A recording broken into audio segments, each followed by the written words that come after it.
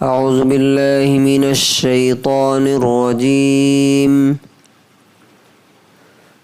بسم اللہ الرحمن الرحیم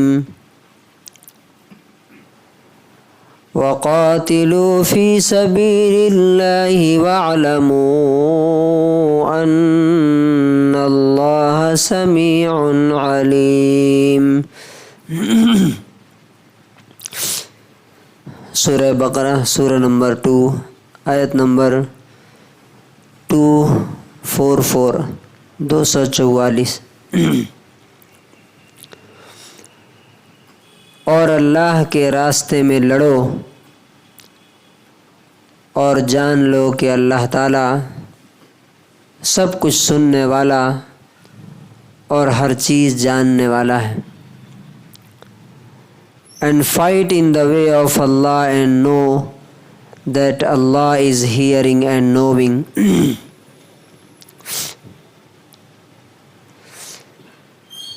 اللہ تعالیٰ کے لیے لڑنا کیا ہے، کس کنڈیشن میں یہ حکم آیا ہے، یہ آرڈر ہے اللہ تعالیٰ کی طرف سے، اسے سمجھنا چاہیے،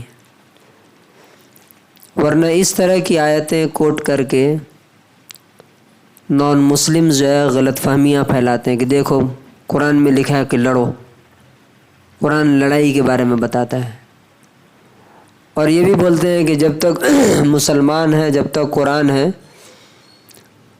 تب تک شانتی نہیں ہو سکتی، تو اس لیے قرآن کو بھی ختم کرو اور مسلمانوں کو بھی ختم کرو۔ تو ہمیں اس کا بیک گراؤنڈ جاننا چاہیے کہ یہ کن لوگوں سے بات ہو رہی ہے۔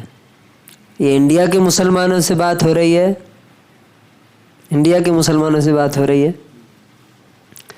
یہ مدینے کے مسلمانوں سے بات ہو رہی ہے۔ مدینے کے مسلمانوں کی کنڈیشن کیا تھی؟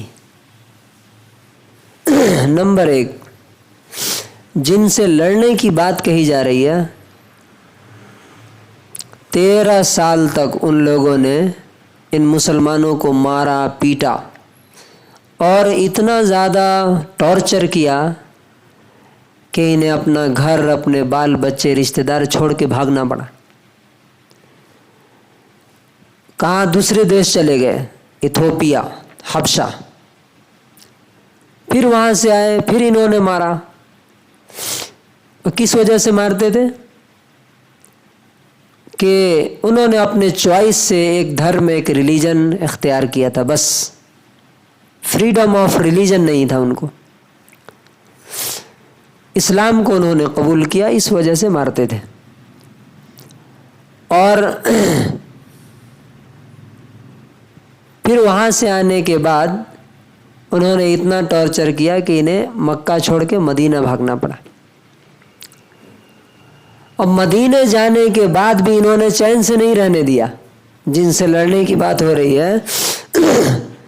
مدینے گئے تو اب ہوتا نا کہ چلو بھائی ہمارے شہر سے نکل گئے، چھوڑو ہٹاؤ بات ختم کرو، نہیں، مدینے والوں کو دھمکی دی کہ اگر تم نے ان کو نہیں نکالا تو ہم آ کے تم کو بھی ماریں گے، ان کو بھی ختم کریں گے، اور باضابطہ انہوں نے اس کے لیے آرمی اور فوج بنائی۔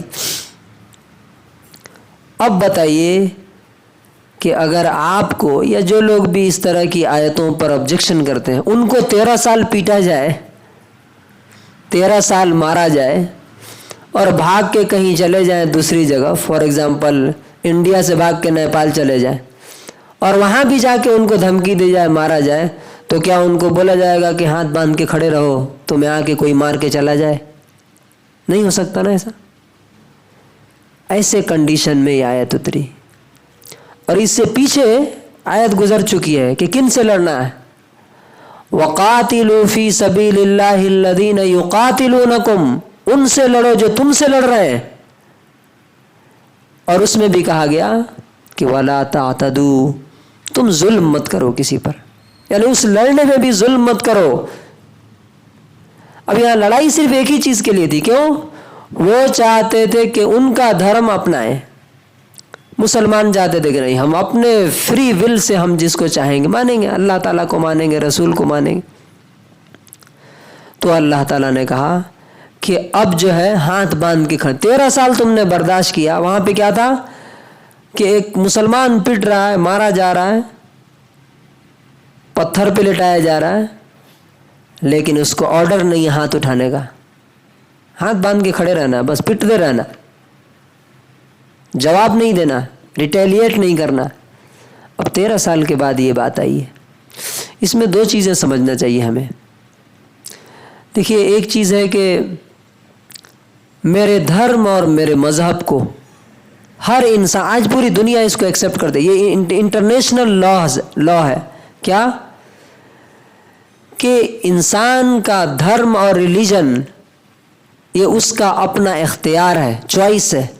اس کو حق ہے کہ وہ جس مذہب کو چاہے مانے. یہ حق اور اختیار ان سے چھینا جا رہا تھا, اور اس بیس پہ ان کو کہا گیا کہ لڑو.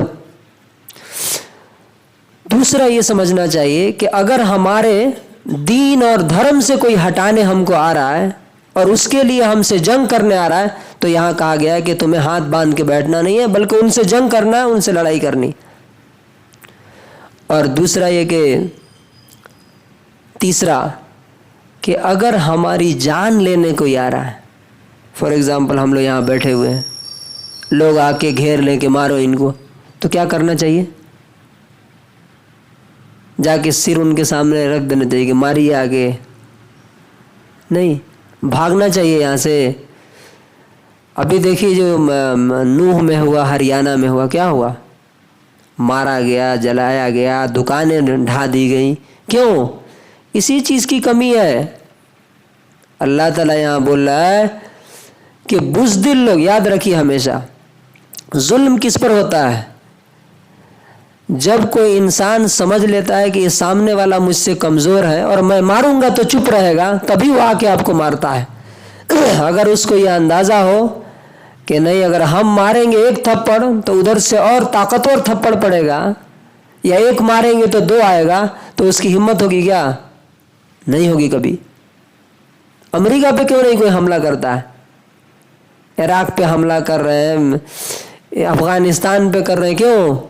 اس لیے کہ معلوم ہے کہ امریکہ پہ حملہ کریں گے تو کیا ہوگا؟ مٹی میں ملا دے گا. تو اسی لیے اللہ تعالیٰ بول رہا ہے کہ اگر تمہارے دھرم کو, تمہارے جان اور مال کو خطرہ ہے, تو اس ٹائم تمہیں ہاتھ باندھ کے کھڑے نہیں رہنا, بلکہ لڑنا ہے. وَاعْلَمُوا أَنَّ اللَّهَ سَمِيعٌ عَلِيمٌ, اور یہ جان لو کہ اللہ تعالیٰ ہر چیز سننے والا ہے اور جاننے والا ہے. اس کا مطلب کیا ہے کہ تم کس کے لیے لڑ رہے ہو؟ اللہ کے لیے لڑ رہے ہو, یا اپنا انٹرسٹ حاصل کرنے کے لیے, فائدہ حاصل کرنے کے لیے لڑ رہے ہو, لوگوں پر ظلم کرنے کے لیے لڑ رہے ہو؟ اچھا, ایک اور آخری بات, آپ کو معلوم ہے کیا کہ لڑنے کی بات صرف نان مسلم سے نہیں ہے, مسلمانوں سے بھی لڑنے کی بات ہے قرآن میں. کب؟ سورۃ الحجرات میں اللہ تعالیٰ نے کہا کہ اگر کوئی مسلم گروپ دوسرے مسلمان گروپ پہ ظلم کر رہا ہے, وَإِن طَائِفَتَانِ مِنَ الْمُؤْمِنِينَ اقْتَتَلُوا فَأَصْلِحُوا بَيْنَهُمَا فَإِن بَغَتْ إِحْدَاهُمَا عَلَى الْأُخْرَى, اگر ایک مسلمانوں کا گروپ دوسرے مسلمانوں کے گروپ پر ظلم کرتا ہے تو فَقَاتِلُوا الَّتِي تَبْغِي, تو اس ظالم گروپ سے تم لڑو, حَتَّى تَفِيَّ إِلَىٰ أَمْرِ اللَّهِ, یہاں تک کہ وہ اللہ کے حکم کے سامنے جھک جائے, یعنی ظلم نہ کرے. تو خالی نان مسلم سے لڑنے کی بات نہیں, جہاں بھی ظلم ہو, ناانصافی ہو, دھرم کو, جان کو, مال کو خطرہ ہے, وہاں لڑنے کی دعوت دیتا ہے. اور یہ پوری دنیا کا لا اور قانون اور آئین, ہمارا ہندوستان کا جو کانسٹیٹیوشن ہے وہ بھی کہتا ہے کہ اگر تمہاری جان کو خطرہ ہے تو سامنے والے کو مارو, تم پر کوئی کیس نہیں ہوگا.